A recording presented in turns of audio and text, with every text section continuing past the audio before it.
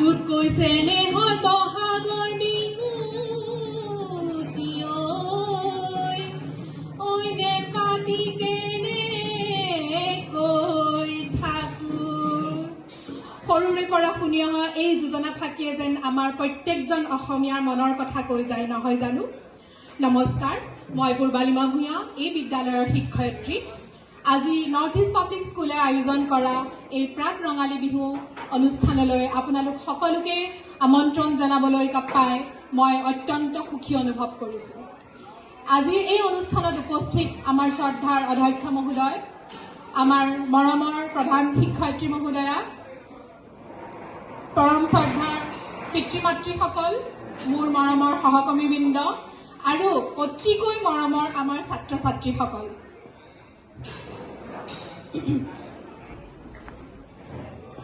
মই পোনপ্ৰথমে সকলোকে ৰঙালী বিহুৰ মোৰ হিয়া ভৰা ওলগ আৰু অসমীয়া নৱবৰ্ষৰ শুভেচ্ছা জনাইছোঁ।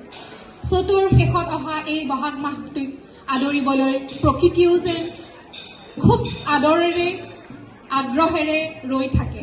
গছৰ ডালত বহি কুলি চৰাইটিৰ বিননি জানো আপোনালোকে শুনা নাই? আৰু কপৌ ফুল কেইপাহৰ কথানো আৰু কি ক'ম, নহয় জানো?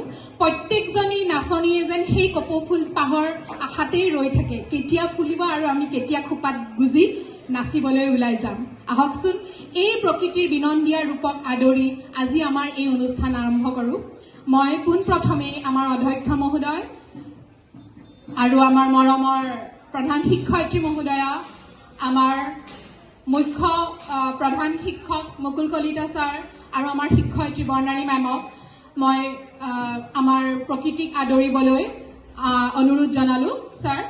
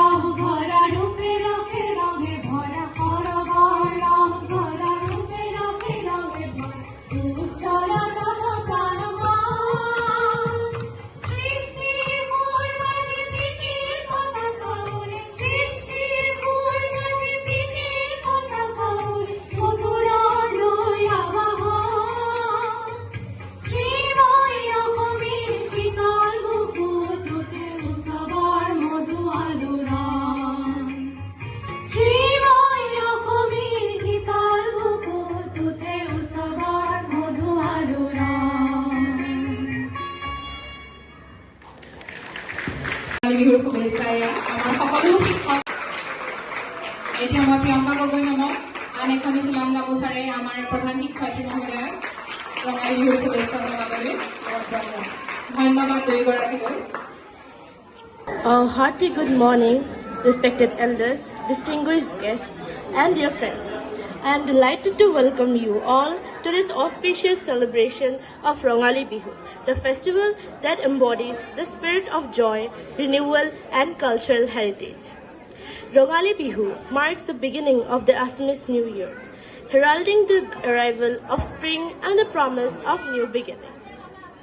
It is time when nature awakens from its slumber, fields are adorned with lush greenery, and the air is filled with the fragrance of blooming flowers. As we gather here today, let us immerse ourselves in the vibrant colors, rhythmic beats of the dhol, and the energetic Bihu dance that symbolizes the spirit of unity and harmony. Let us pay homage to our agricultural roots, express gratitude to the land that sustains us, and reaffirm our commitment to preserving our rich heritage. I extend my heartfelt wishes to each and every one of you for a joyful, prosperous, and blessed Rangali Bihu celebration. Let us rejoice in the festivities and cherish the traditions that bind us together. নমস্কাৰ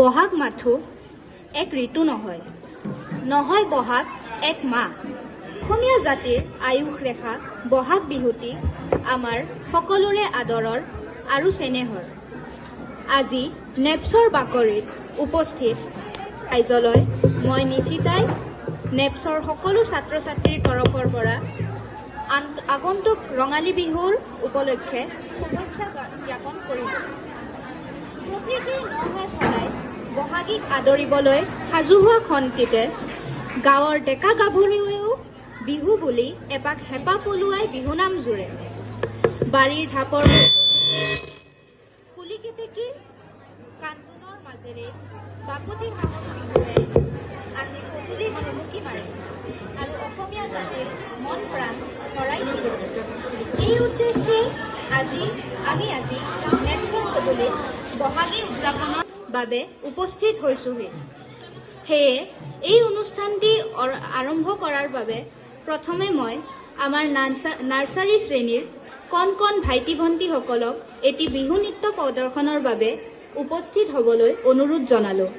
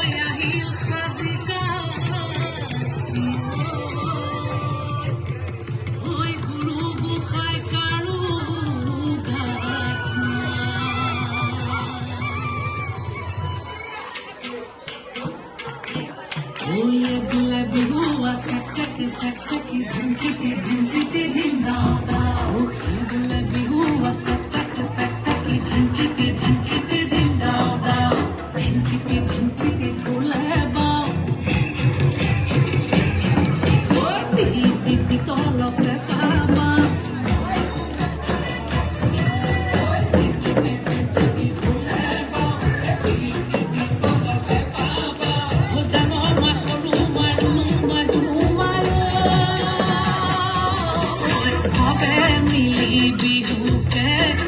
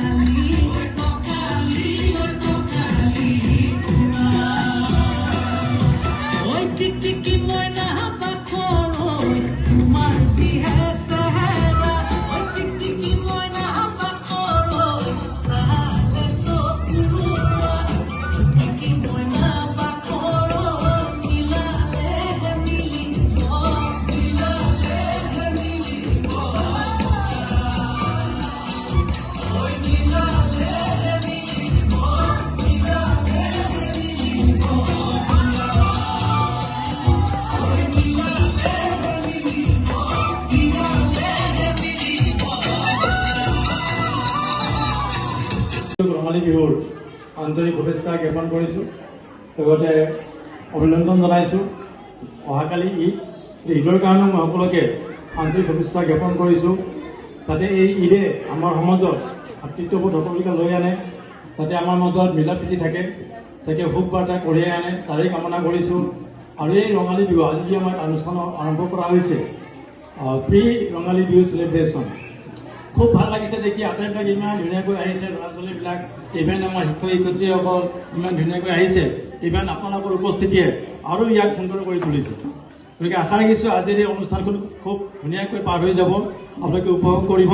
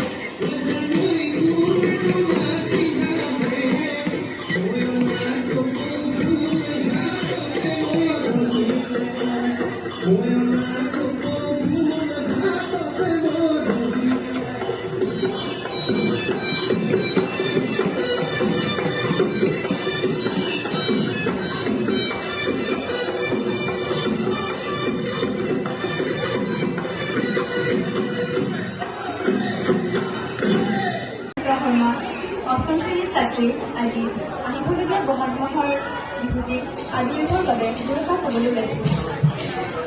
পৃথিৱী দেৱীয়ে তেওঁৰ সৌন্দৰ্যৰ পোহৰ বিশ্ববাসীৰ বাবে ওলমাই ৰাখিলেও ভাৰতৰ বুৰঞ্জী অসম তেওঁৰ সম্পদৰাজিৰে চিৰ সঞ্চিত। কবিভাগ ক'বলৈ গ'লে ইয়াত নিজৰাই বিন গাই নৈয়ে নাচে আৰু গছে কথা পাতে। বিহুৰ আগমনে আমি সকলো অসমীয়াৰ মনলৈ এক আনন্দ আৰু উৎসাহ কঢ়িয়াই আনে। বহাগ বিহু বা ৰঙালী বিহু বসন্ত ঋতুৰ আগমনত উদযাপন কৰা অসমৰ মূল বিহু উৎসৱ। বহাগ বিহু ৰং ধেমালি উৎসৱ। মধুৰিটোৰ চিৰ সমাজৰ কুলিয়ে পঞ্চমত তুলি অসমৰ আকাশ বৰ্ণিমুখ কৰি তোলে। আমাৰ মন পথাৰৰ মুচি আদি নানা ধৰণৰ সন্ধানেৰে গ্ৰীষ্ম প্ৰকৃতি সমৃদ্ধ হৈ পৰে। বহাগ বিহুক যৌৱন উৎসৱ বুলি কোৱা হয়।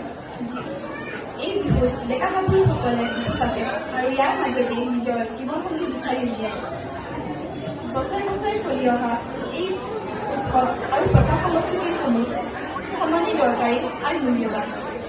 বহাগ বিহুক সাত বিহু বুলি জনা যায়, যিহেতু ইয়াক একেৰাহে 5 দিন ধৰি পালন কৰা হয়। আমাৰ অসম আৰু অসমীয়াসকলৰ বাবে চলি অহা এই সংস্কৃতি আৰু উৎসৱ বহুতেই আৱশ্যকীয়। শেষত ইয়াই ক'ব বিচাৰিছোঁ যে প্ৰতিটো উৎসৱ আৰু সংস্কৃতিৰে কিছু নিজা মহত্বতা আছে আৰু আমি সকলোৱে বিশেষকৈ আমি আৰু আহি থকা নৱপ্ৰজন্মই কেতিয়াও ইয়াৰ অপমান তথা অসন্মান কৰা উচিত নহয়। সকলোলৈ মোৰ তৰফৰ পৰা আগন্তুক বহাগ বিহু আৰু অসমীয়া নৱবৰ্ষৰ গৌৰৱ জনাই মই মোৰ বক্তৃতা ইমানতে সামৰি বিচাৰিম। ধন্যবাদ। For adding a meaningful perspective to our understanding of Assamese traditions.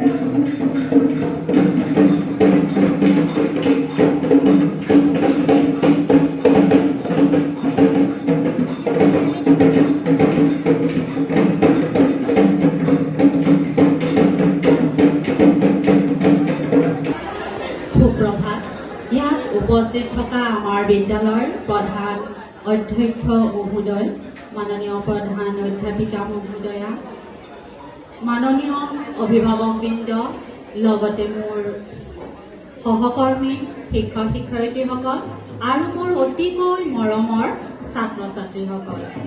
Bihu Bihu শব্দটো শুনিলেই মন প্ৰাণ নাচি উঠে, হয়নে? যিদৰে বসন্ত ঋতুৰ আগমনে প্ৰকৃতিৰ নম সাজেৰে সজ্জিত কৰি তোলে, ঠিক তেনেদৰে বহাগ বিহুৰ আগমনেৰেও মানুহৰ মনত আনন্দ উল্লাসেৰে ভৰপূৰ কৰি তোলে। বহাগ বিহু আমাৰ চতৰ সংক্ৰান্তিৰ পৰা 6 বহাগলৈ আৰম্ভ হয়।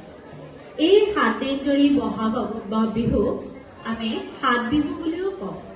আজি আমাৰ বিদ্যালয়ৰ বাকৰিত উপস্থিত সমূহ ৰাইজলৈ আগন্তুক ৰঙালী বিহুৰ শুভেচ্ছা জ্ঞাপন কৰিছোঁ। লগতে আপোনালোকৰ পৰা আশীষ বিচাৰিছোঁ যে যিটি গীত পৰিৱেশন কৰিবলৈ লৈছোঁ আপোনালোকে যাতে সহযোগ কৰে আৰু আশীৰ্বাদ দিয়ে, যাতে যিখিনি ভুল হয় ক্ষমা কৰি দিয়ে।